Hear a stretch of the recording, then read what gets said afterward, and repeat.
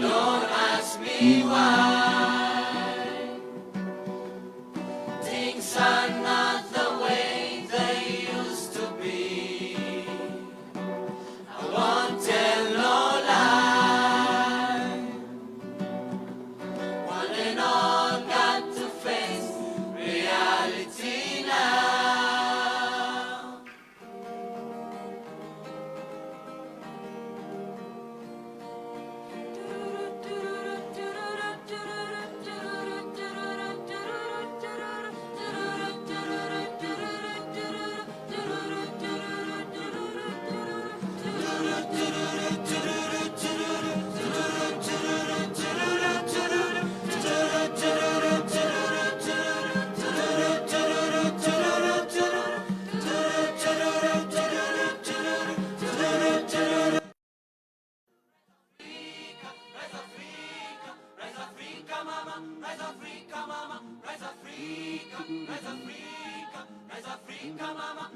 Hand in hand we stand as one.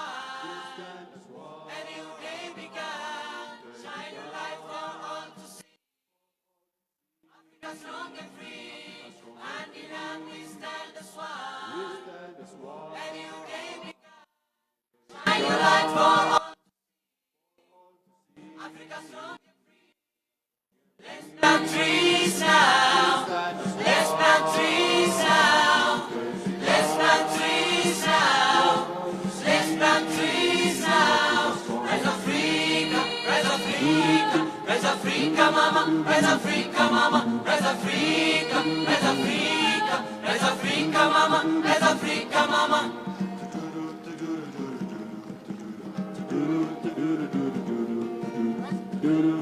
Rise Africa, rise Africa, mama, rise Africa, mama, rise Africa, rise Africa, rise Africa, mama, rise Africa, mama, rise Africa, rise Africa, rise Africa, rise Africa, mama, rise Africa, mama, rise Africa, rise Africa, rise Africa, mama, rise Africa, mama. Hand in hand we stand as one.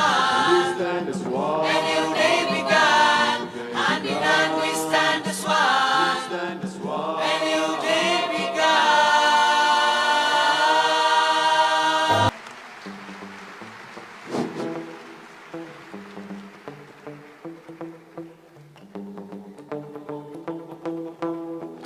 Africa unites. Africa unites. Africa unites.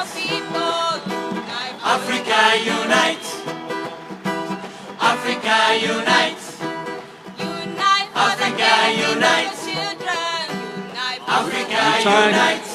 The artistic group for the amazing energy and for their dynamic performance. Africa unites. Africa unites.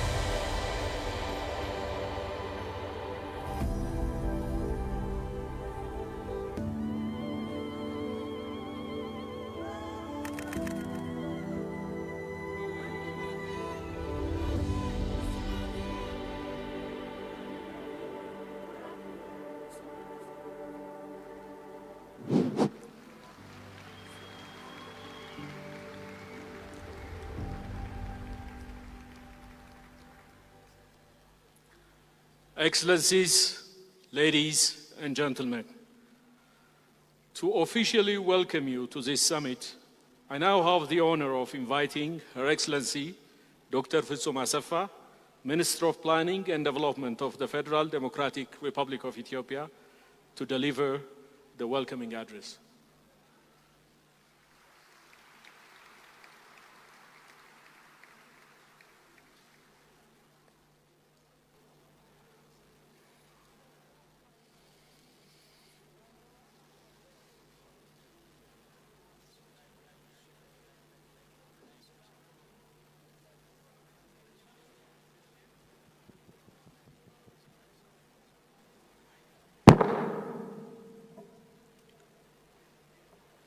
Your Excellency, Dr. Abiy Ahmed, Prime Minister of the Federal Democratic Republic of Ethiopia, Excellencies, Heads of States and Governments, Honorable Chairperson of the African Union Commission, Commissioners of the African Union, esteemed Ministers and Ambassadors, distinguished invited guests and participants from all over the world attending this important gathering.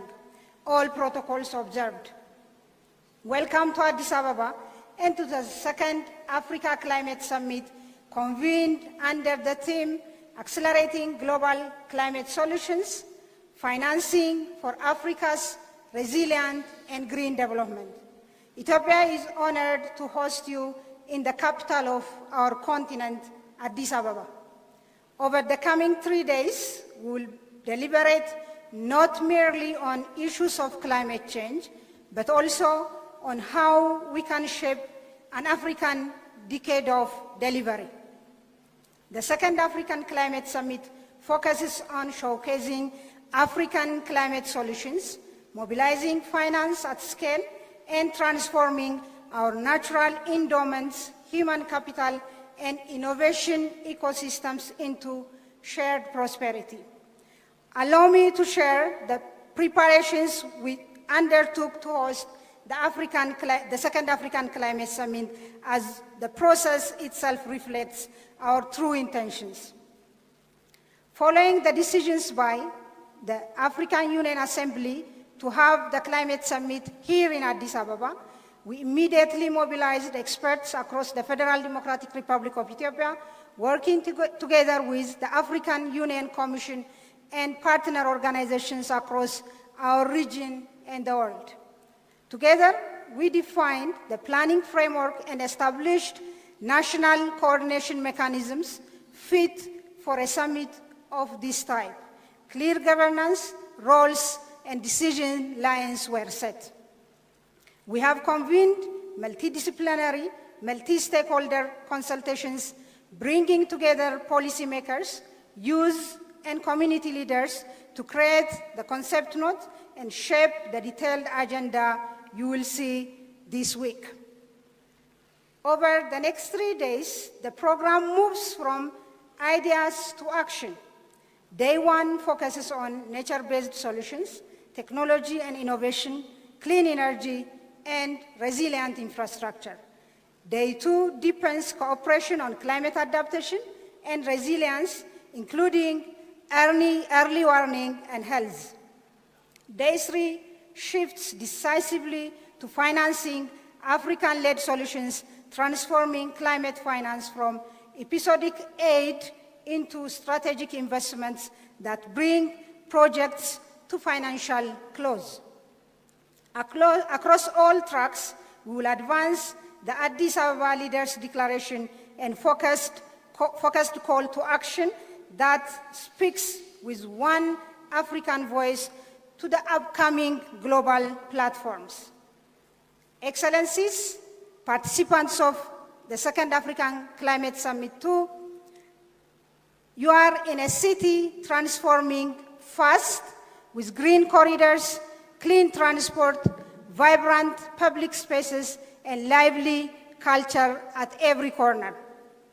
As part of the summit program, we have included a city tour to remarkable attractions like the Ntoto Hills and the National Palace, a tour of the Unity Park where history, biodiversity, and public art converge, a visit to the Adwa Museum, a window into the story and spirit of our capital.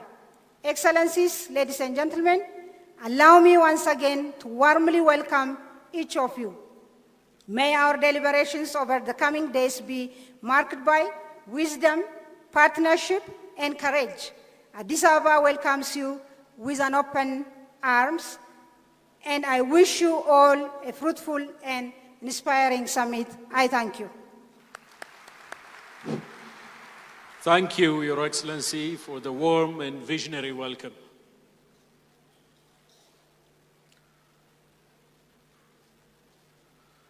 To deliver the inaugural keynote address, please join me in welcoming His Excellency Mahmoud Ali Yusuf, Chairperson of the African Union Commission.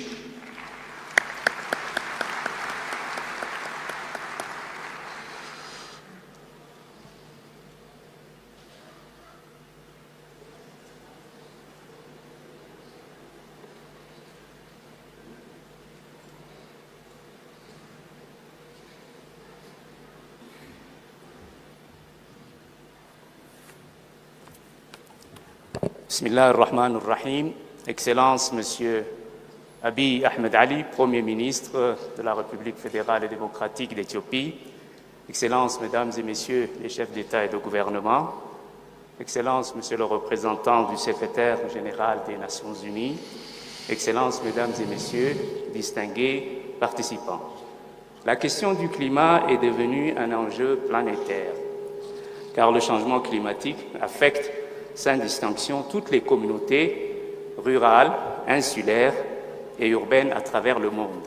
En effet, certaines régions subissent davantage les perturbations de leur écosystème tel que notre continent.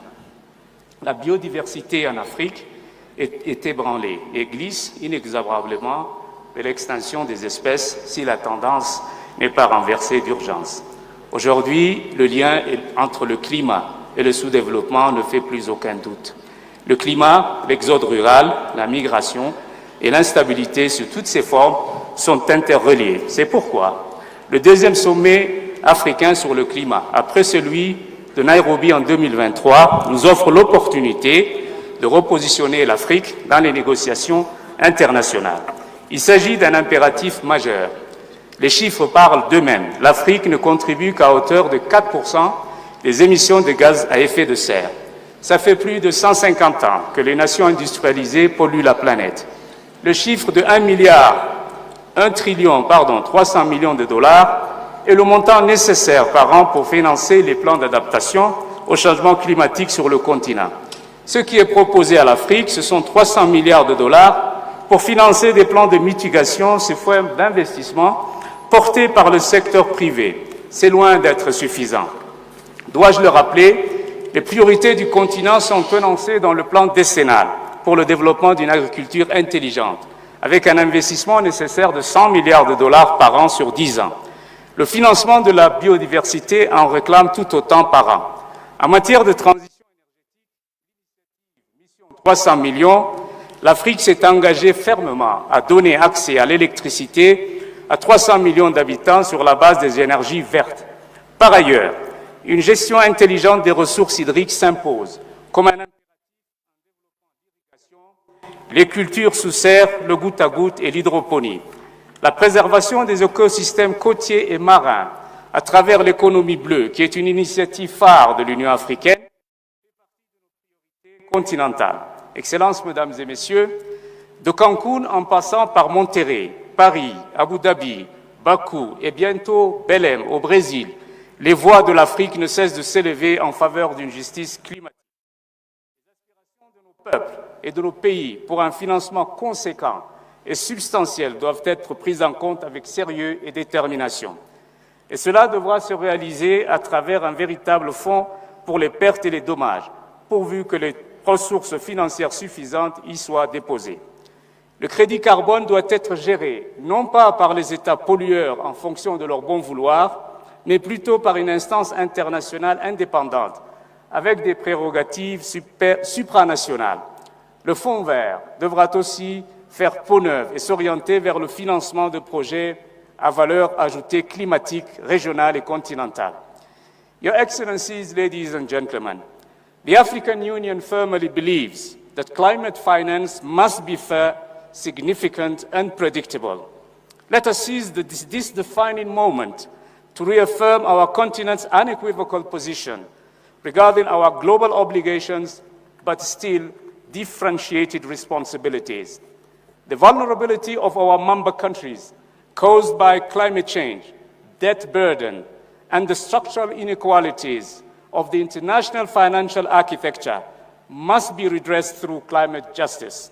We need a genuine cooperation for the implementation of our continent's adaptation plan by providing financial resources, technology, and expertise. Your Excellencies, ladies and gentlemen, I wish our second African Summit on Climate successful deliberations. Thank you very much.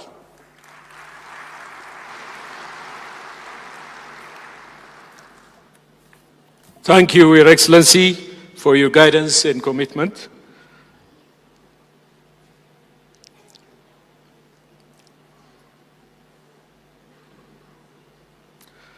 Excellencies, ladies and gentlemen, it is now my distinct honor to invite His Excellency Dr. Abiy Ahmed Ali, Prime Minister of the Federal Democratic Republic of Ethiopia, to deliver the inaugural key address and official opening of the summit.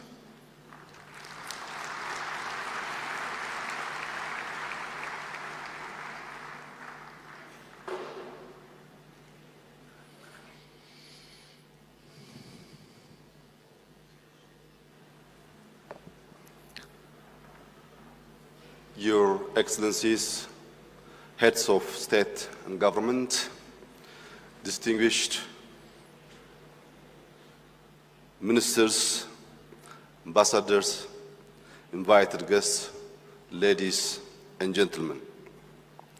Welcome to Ethiopia, a land of natural wonders where human history began. From rain-holding highlands to vast savannas, where human history originated, and arid plains, our landscapes are breathtaking. They are the foundation of our existence. Our communities have long known that caring for the land is caring for the life. As we open the Second African Climate Summit here in Addis Ababa, I extend my deepest gratitude to President William Ruto and the government of Kenya. Their leadership at the inaugural summit in Nairobi was the catalyst for a common African voice on climate. Today, we build on that momentum. Excellencies, too often, Africa's story at climate summits begins with what we lack. Lack of finance, lack of technology, lack of time. Let us begin instead with what we have. The youngest population in the world, bursting with creativity and innovation. The fastest growing solar belt on Earth. The planet's last carbon vaults in our forests, wetlands, and coasts. Vast arable land that can feed a growing continent and beyond. Rich deposits of critical minerals for green technologies. Renewable energy from sun, wind, water, and geothermal. And a tradition of resilience and innovation built over millennia. Excellencies, we're not here to negotiate our survival. We're here to design the world's next climate economy. If we make the right choices now, Africa can be the first continent to industrialize without destroying its ecosystems. An economy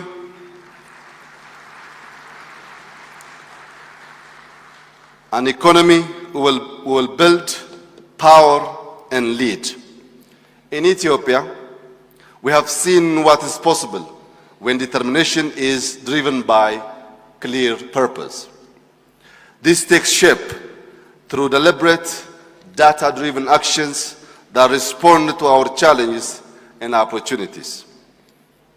Guided by purpose, we are implementing initiatives that shows the power of vision and community efforts. In 2019, we launched the Green Legacy Initiative. 7 years on, we have planted over 48 billion seedlings. They cool our land, protect our soil, restore watersheds, provide food, create jobs, and grow exports. Through a nutrition program called Yelema Turufat, or Bounty of the Basket, and our Climate Resilient Wheat Initiative, we are reshaping food systems, reducing imports, and growing rural incomes with climate-smart irrigation and sustainable practices.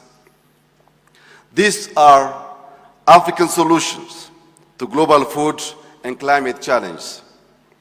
Soon, we will inaugurate the Grand Ethiopian Renaissance Dam, a continental symbol of self-reliance, unity, and clean energy. It will provide over 5,000 megawatts of renewable power, lightening the way to fair energy for Ethiopia and East Africa. We are advancing our national clean cooking roadmap. It will free millions of households from smoke-filled kitchens and ease the daily burdens, especially for women.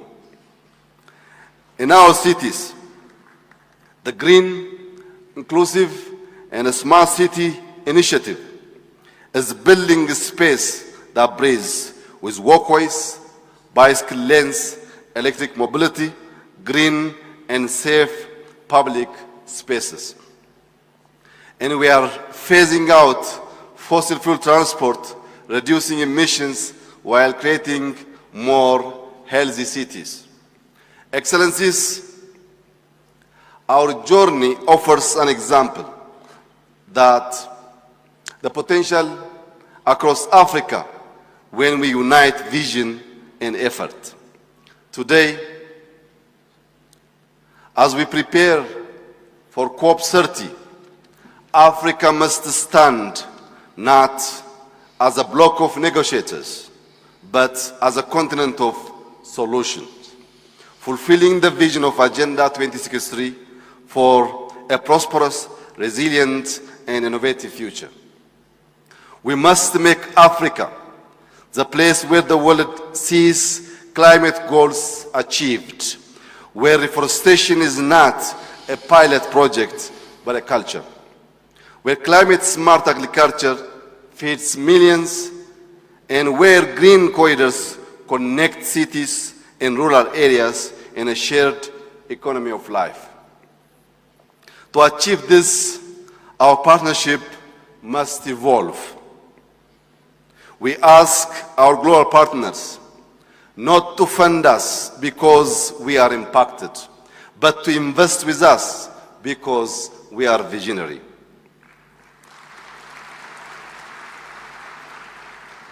To turn vision into reality, I propose the launch of an African Climate Innovation Compact, a bold, continental-wide partnership uniting our universities, research institutions, startups, rural communities, and innovators. By 2030, the compact should aim to deliver 1,000 African solutions to tackle climate challenges in energy, agriculture, water, transport, and resilience. Africa will not only meet its needs, but boost exports, powering growth beyond our borders and advancing Pan-African prosperity. This compact will be funded and owned by Africans in partnership with the world, but never beholden to it. We will also claim climate data sovereignty, mapping our own forests, measuring our own carbon, and pricing our own ecosystems. Climate data is not just science, it is the new currency of power. It is time to replace climate aid with climate investment. The returns will be measured in avoided emissions, millions of jobs, enhanced food security, stabilized regions, and a more resilient global climate. Africa did not cause this crisis, yet Africa can lead in solving it. We have the solutions to restore degraded land, to capture carbon, to produce green and clean power. We know what needs to be done. Now is the time to scale what works. Now is the time to accelerate our collective action. This is not charity. It is the most strategic investment humanity can make. When Africa's land heals, when our rivers run clean, and our air is fresh, Africa wins, and the whole world breathes easier. We are the first African generation with the means to heal what was broken, and the last with the time to do it. That's why Ethiopia is proud to present its candidacy to host COP32 in 2027.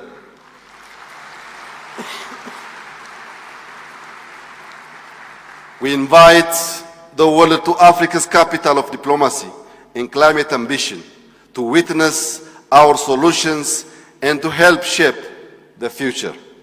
Let us show origins will also be the continent of solutions. I thank you. Thank you, Your Excellency, for your leadership and officially opening this important summit.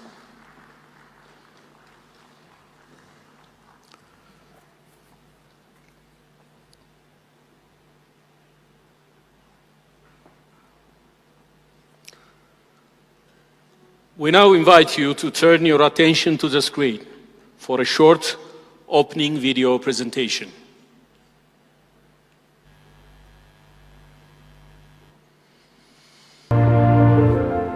From global negotiation and as the world gathers, Ethiopia's example stands as an invitation to rise together, to turn vision into practice. Africa does not plead for rescue. Africa rises with solutions, grown from our soils, shaped by our people and strengthened. Visual message.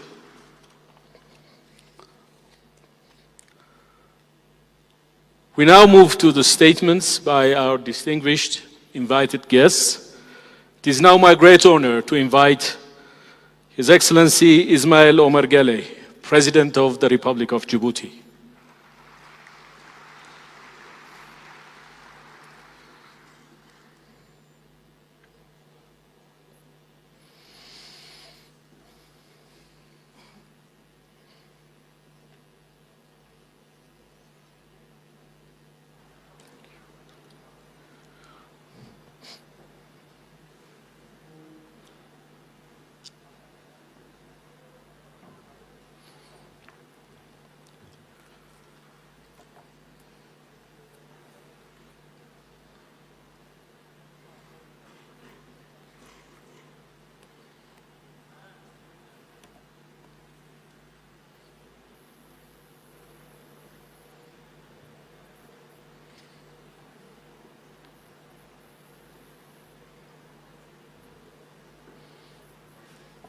بسم الله الرحمن الرحيم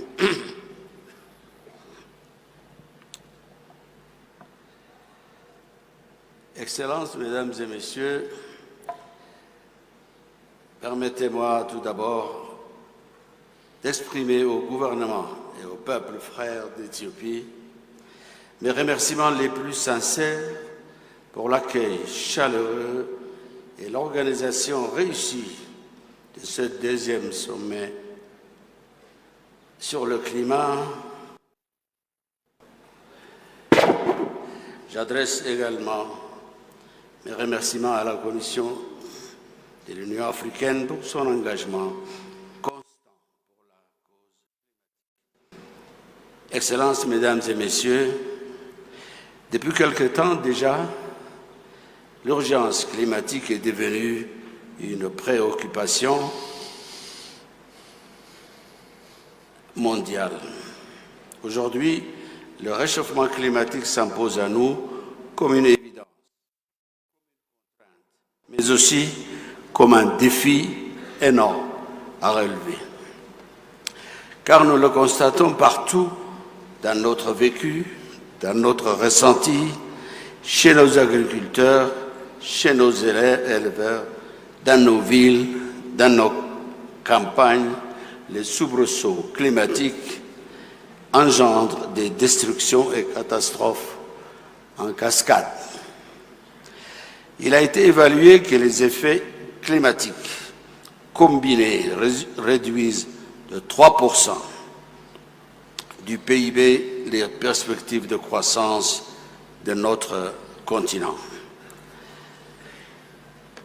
Aujourd'hui, le paradoxe de notre continent réside dans l'équation suivante. En effet, malgré le fait que nous contribuons à une infime part des émissions mondiales à effet de serre, nous en subissons les coûts rudes, que cela soit en termes de sécheresse, d'inondations ou de vagues de chaleur. Face à ce diagnostic alarmant, notre réponse doit être à la hauteur de l'urgence. Afin que les mêmes causes ne produisent pas les mêmes effets, il nous faut changer de paradigme et nous tourner vers un modèle de développement alternatif qui inscrit la transition énergétique au cœur de nos priorités. Mesdames et Messieurs, aujourd'hui, notre continent poursuit un double objectif, celui de l'adaptation et de l'atténuation, inscrit à l'agenda 2063 de l'Union africaine, mais aussi dans des cadres multilatéraux, notamment l'accord de Paris sur le climat.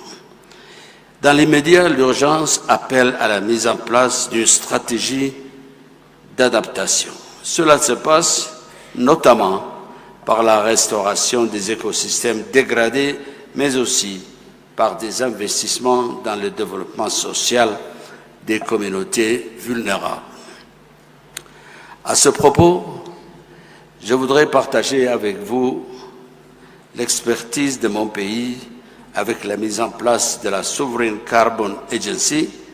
En effet, depuis 2 ans déjà, l'agence collecte les contributions carbone basées sur le principe pollueur-payeur et les transforme en projets d'adaptation pour les communautés impactées par le réchauffement climatique.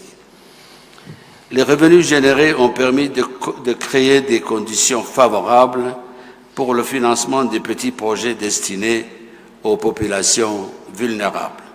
Nous devons tous ensemble réfléchir à la manière d'harmoniser cette taxe carbone à l'échelle de notre continent. Cela pourrait maximiser les financements pour l'adaptation, promouvoir une transition énergétique équitable, renforcer la coopération régionale et donner au continent une voix plus forte sur la scène internationale. Pour affronter l'hydre du réchauffement climatique, il nous faut mettre en place un mécanisme de financement pérenne. C'est ce mécanisme, à n'en pas douter, qui sera le baromètre de la crédibilité de la communauté internationale et à terme de l'efficacité des politiques pour lutter contre le réchauffement climatique. Pour exploiter les nombreuses potentialités énergétiques décarbonées de notre continent, nous devons porter à au moins 20% la part de financement des énergies renouvelables d'ici 2030. C'est pourquoi nous plaidons pour un accès simplifié, rapide et massif aux fonds internationaux pour investir dans les infrastructures vertes et résilientes. À ce propos, l'accord obtenu pendant la COP 29 permettant de tripler les flux financiers vers les pays en développement d'ici 2035 va dans le bon sens. Mais nous savons que cela reste insuffisant pour atteindre nos objectifs. Ce sommet intervient à la veille de l'Assemblée générale des Nations unies et de la COP 30 sur le changement climatique. C'est une opportunité pour nous pour appeler d'une seule voix à une justice climatique fondée sur le principe de responsabilité commune mais différenciée. C'est une opportunité également pour rappeler à nos partenaires internationaux leur engagement dans le financement de la transition écologique dans son ensemble. Je pense par exemple aux mécanismes novateurs tels que l'allègement de la dette en échange d'investissements verts, aux fonds de compensation et de la transition écologique dans son ensemble. Je pense par exemple aux mécanismes novateurs tels que l'allègement de la dette en échange d'investissements verts, aux fonds de compensation pour les pertes et les dommages, mais aussi au fonds vert pour le climat. Excellences, Mesdames et Messieurs, unissons nos efforts et nos forces, faisant en sorte que le financement climatique devienne le levier d'une renaissance africaine verte et solidaire. Je vous remercie de votre attention. We thank Your Excellency.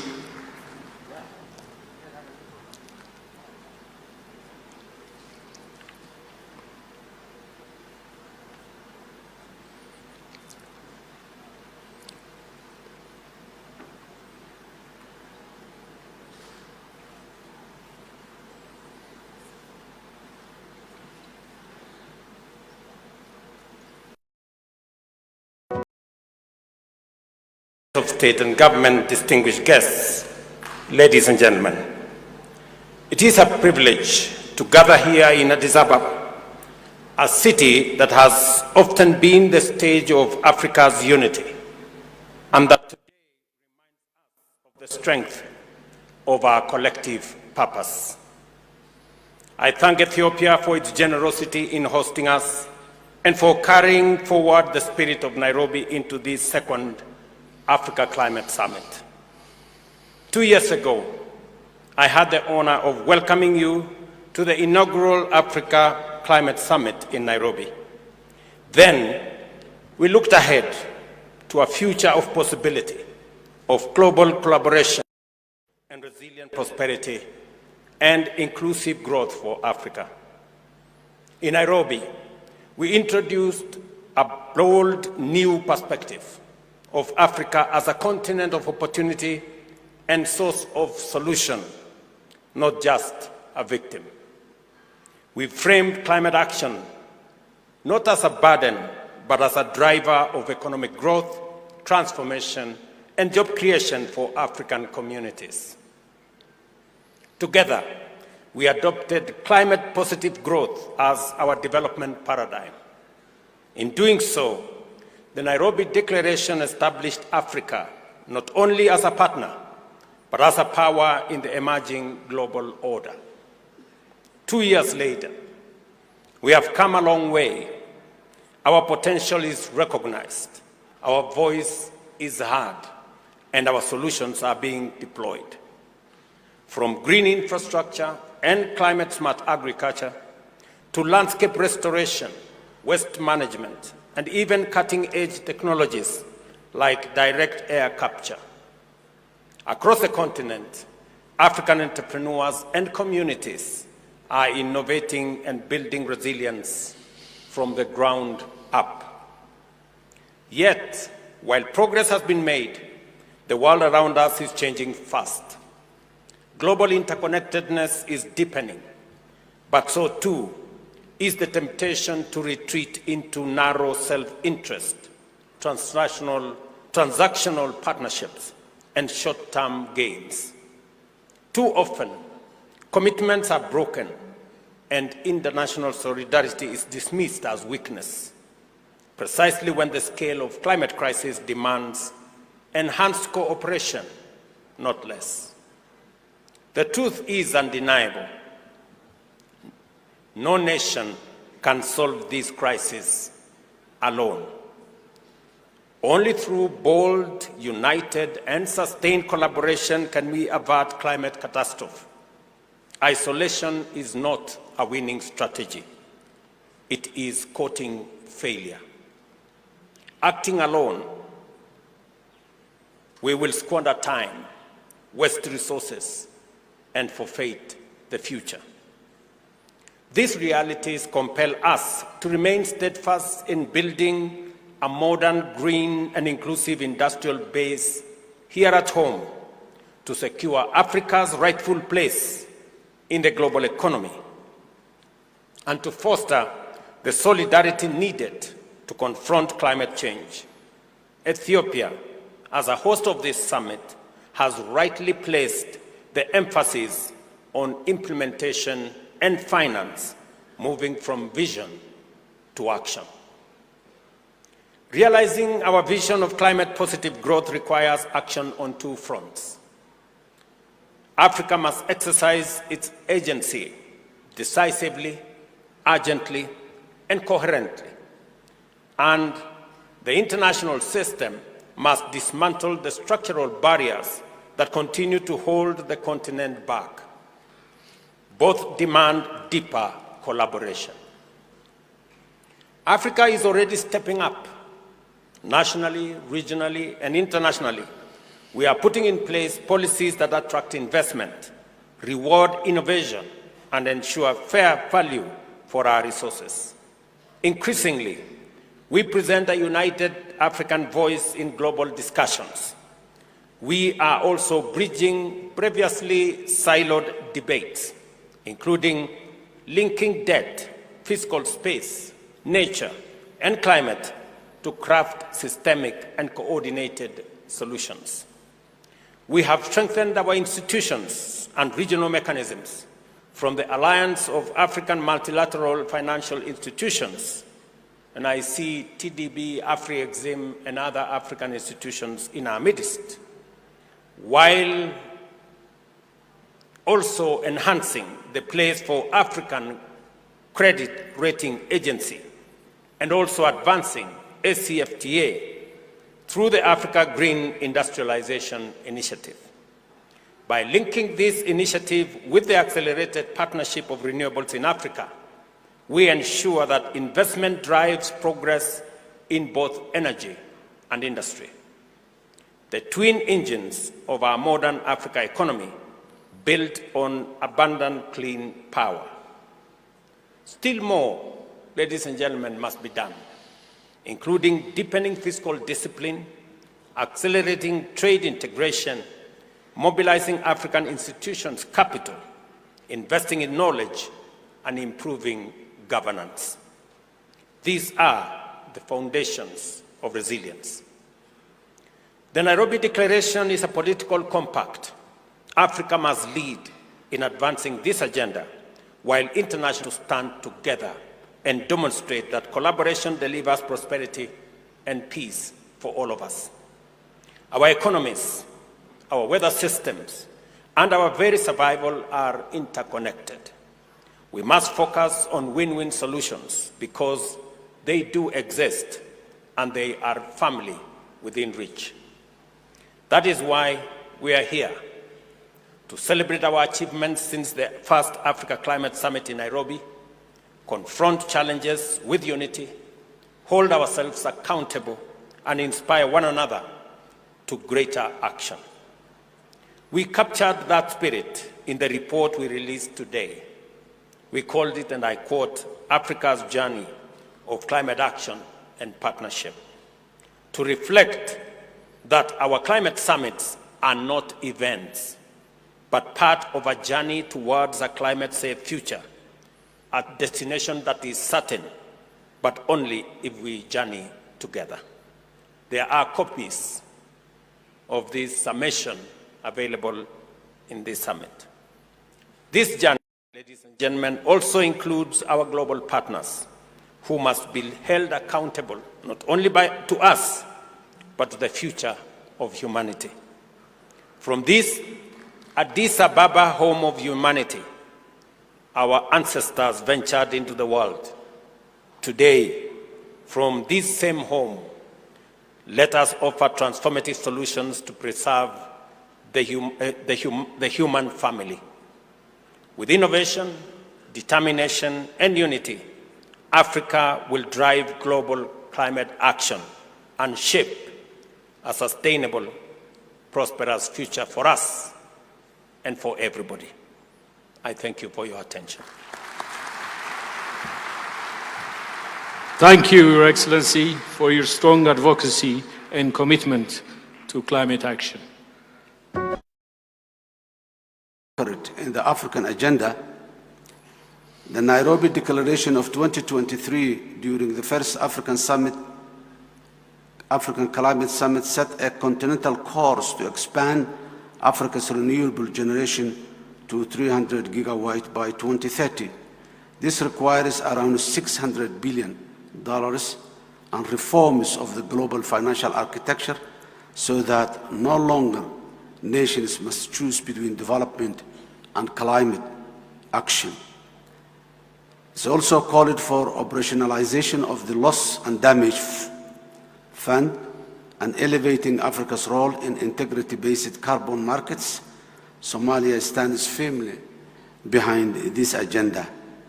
Guided by that vision and our national determined contribution, Somalia's climate priorities are clear. Number one, protect lives and livelihoods through adaptation at scale. Our NDC 3.0 estimated $6.3 billion is needed for adaptation in 2025-2035, covering a climate-smart agriculture and livestock, water security, health, disaster preparedness, resilient human settlement, coastal protection, fisheries, clean energy access, and rangeland restoration. Number two, advanced early warning and risk management. We are working with the World Meteorological Organization and partners to strengthen hydromet and early warning services aligned with the UN's early warning for all by 2027 initiative. In this regard, Somalia is also in the process of establishing its National Meteorological Office, which has already been endorsed by the Cabinet, demonstrating leadership and readiness to implement ambitious climate action.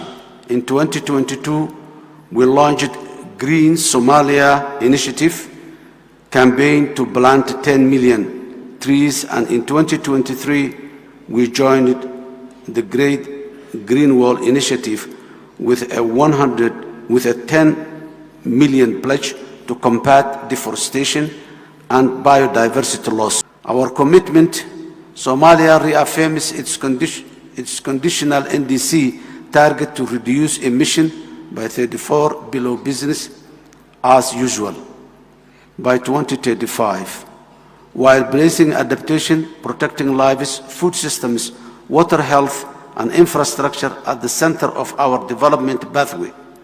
We will continue integrating climate risk in every sector policy, scaling locally led solutions, and building strong institutions for delivery. Mr. Chair, Excellencies, Africa's case is compelling and just. Decarbonizing the global economy is inseparable from delivering development in Africa. Let Addis Ababa be remembered as the moment we moved from declarations to delivery together. I thank you. Thank you, Excellency.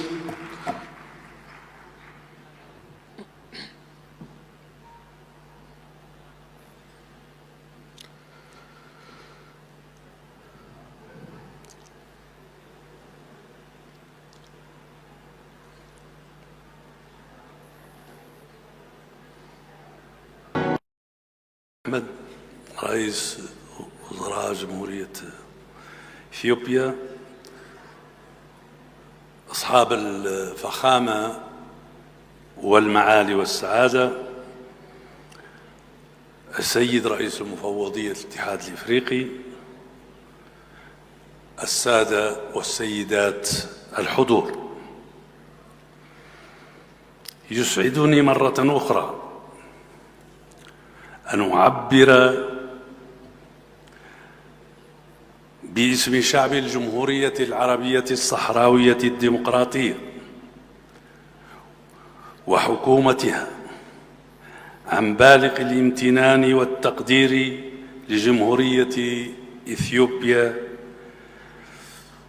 الفيدرالية الديمقراطية على حسن الاستقبال وكرم الضيافة والتنظيم المتميز لهذه القمة، قمة المناخ الثانية. كما أخص بالشكر الاتحاد الإفريقي على جهوده المتواصلة في تعزيز العمل المناخي المشترك وإنجاح هذه القمة التي تأتي امتدادا لقمة نيروبي التاريخية. إن انعقاد هذه القمة يمثل محطة مهمة في مسار إفريقيا نحو العدالة المناخية والتنمية المستدامة. فالقارة الإفريقية رغم مساهمتها الضئيلة في الانبعاثات العالمية تظل الأكثر تضرراً من آثار التغيير المناخي، مما يستدعي منا جميعاً توحيد الجهود لضمان استفادة عادلة من الموارد المخصصة لمواجهة هذه التحديات عبر آليات تمويل منصفة وشفافة. وفي هذا السياق تؤكد الجمهورية الصحراوية أهمية الاستفادة من كل المبادرات والتجمعات الإفريقية المعنية بالمناخ وتعزيز التنسيق بين الدول الأعضاء لتفعيل الحلول المحلية والمستدامة، خاصة في مجالات التكيف، الزراعة الذكية، والطاقة المتجددة، وحماية سيادة الشعوب على ثرواتها الطبيعية. إن بلادنا تواجه تحديات بيئية جسيمة. إن بلادنا تواجه تحديات بيئية جسيمة،